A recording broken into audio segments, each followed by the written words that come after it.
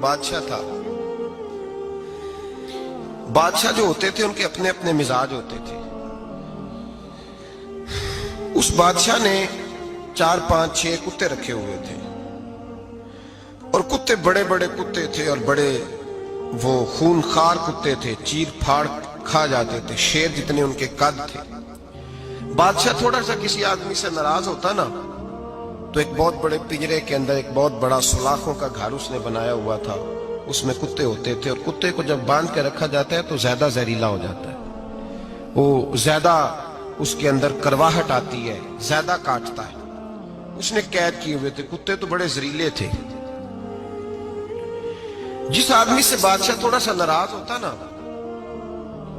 تو وہ کتے کے آگے اس آدمی کو ڈالتا, کتے اس کو چیر پھاڑ کے کھا جاتے. یہ سزا تھی, لوگوں کو پتا تھا.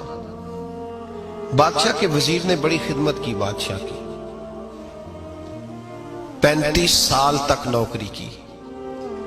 لیکن ہر سورج نے غروب تو ہونا ہی ہوتا ہے نا, ہر چاند نے ڈھلنا بھی ہوتا ہے.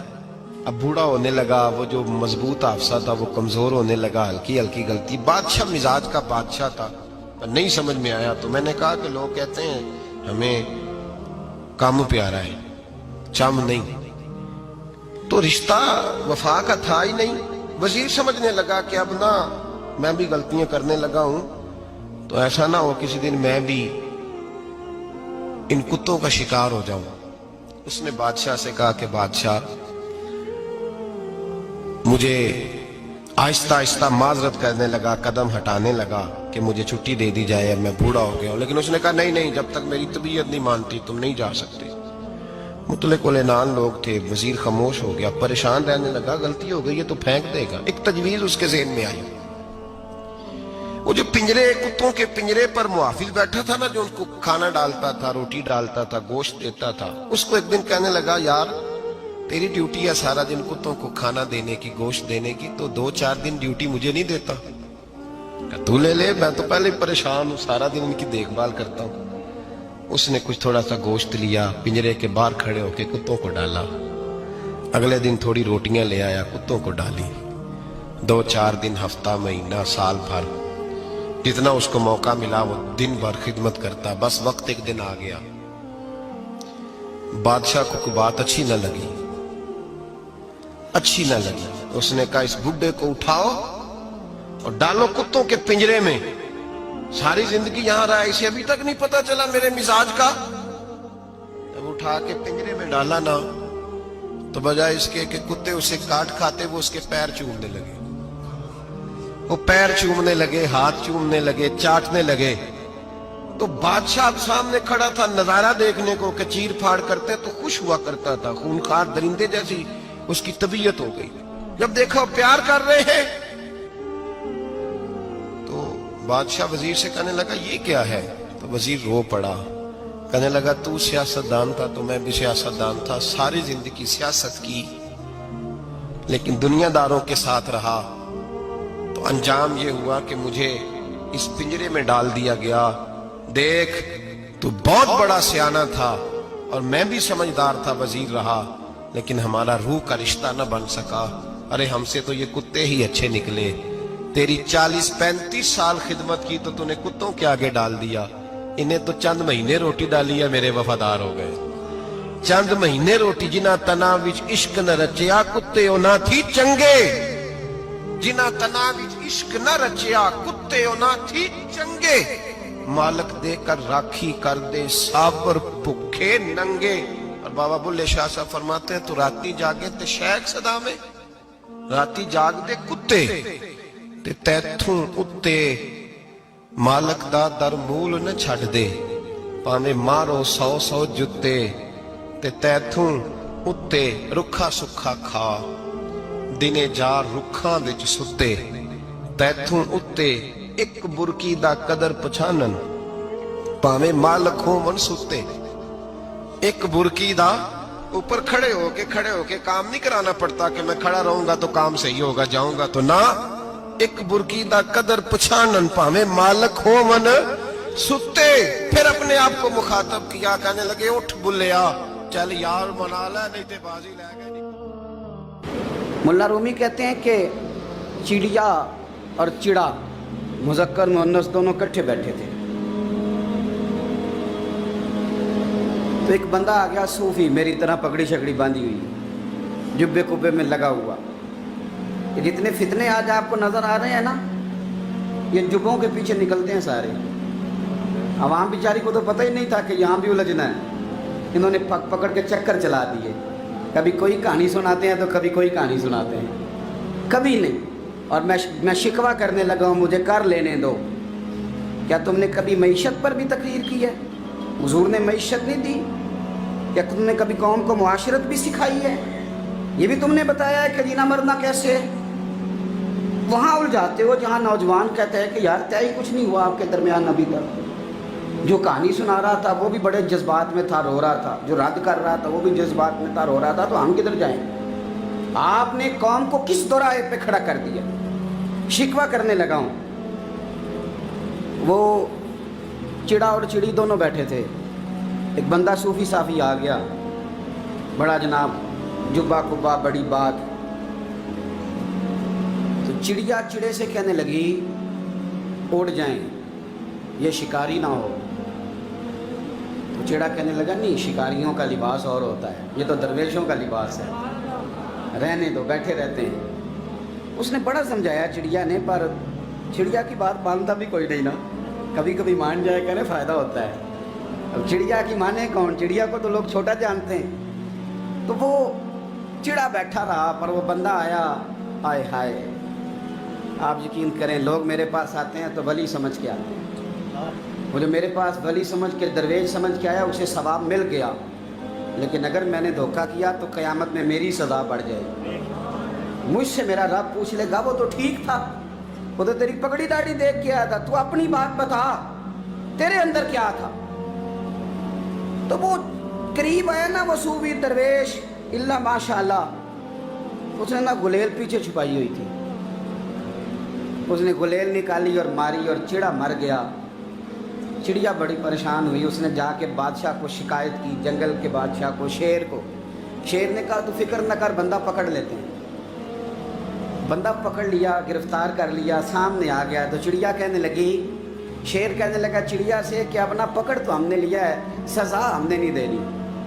अगर ये बात आपकी समझ में आ गई ना, मसला सिर्फ लीडरों का नहीं, कारकुन भी बड़े ख़तरनाक हैं। नाराज़ हो गए हो? मसला मुरीदों का नहीं, ये पीरों का नहीं, सिर्फ ये मुरीद भी नहीं कहीं हिलने देते।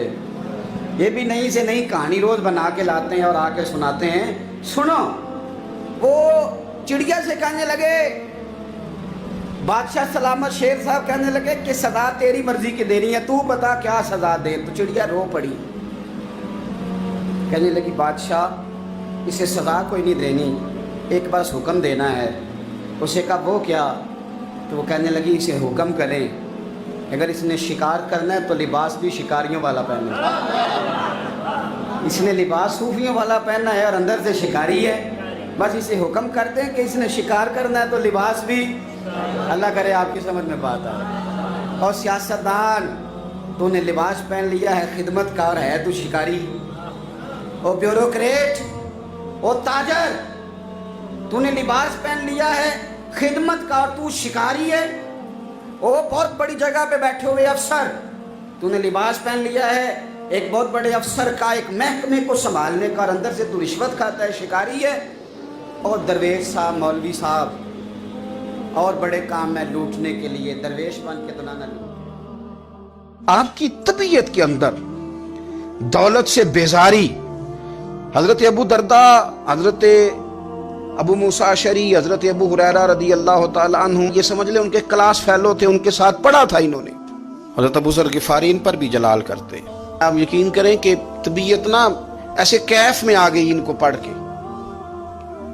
इनको पढ़ा जब कुछ दिनों से, तो कुछ अनोखा, ये अनोखी वजह है, सारे जमाने से निराले हैं ये बंदे। कौन सी बस्ती के यार अब रहने वाले हैं, ये किस तरह के लोग हैं, क्या सोच है।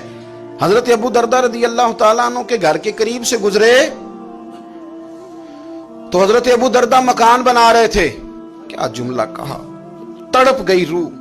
फरमाने लगे अबू दरदा, तुझसे मुझे ये उम्मीद नहीं थी यार। फरमाया क्या हुआ? فرمانے لگے اب تیرا مکان بنانے کے لیے بھی اللہ کے بندوں کی پشتوں پر اینٹیں رکھی جائیں گی. تیرا مکان بنانے کے لیے رب کے بندوں کی پشتوں پر اینٹیں تیرے لیے. حضرت ابو دردہ نے گردن جھکا لی. فرمایا یار جہاں تو ہے نا تو بالکل ہی ٹھیک کہتا ہے. کیوں؟ میرے نبی پاک صلی اللہ علیہ وسلم نے فرمایا اس زمین کے اوپر اور آسمان کے نیچے ابو ذر غفاری سے سچا بندہ کوئی نہیں, ان سے زیادہ سچا کوئی نہیں. فرمایا تو ٹھیک کہتا ہے یار, صحیح کہتا ہے. حضرت ابو موسیٰ اشعری رضی اللہ تعالیٰ عنہ کو گورنر بنا دیا گیا عراق کا.